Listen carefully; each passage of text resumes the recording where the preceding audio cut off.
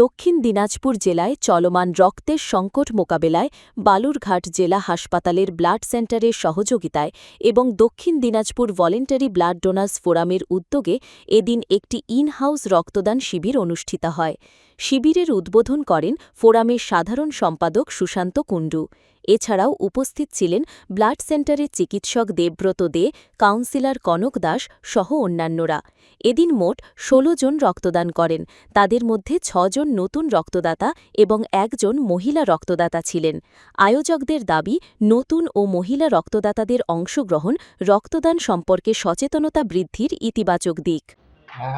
মানে আগে আসার জন্য অনুরোধ করব, যাতে যে সমস্ত পেশেন্ট থ্যালাসেমিয়া যেগুলো আছে তাদের রক্ত দিয়ে আরও দীর্ঘজীবী করুক। আপনার নাম?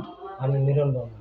রক্তদান শিবির যদিও ২-৪টি করে মাসে হচ্ছে বাইরে, তবুও লোক সংখ্যায় রক্তদান সংখ্যা পাওয়া যাচ্ছে না, যার জন্য এত রক্তের সংকট বালুরঘাট এবং গঙ্গারামপুর হাসপাতালে।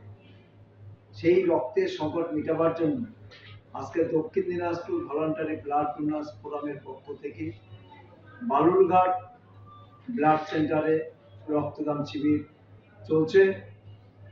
তো আমরা অনুরোধ করবো আপনাদের মাধ্যম দিয়ে যে সমস্ত ক্লাব প্রতিনিধিরা স্বতঃস্ফূর্তভাবে আগের মতন এগিয়ে আসুন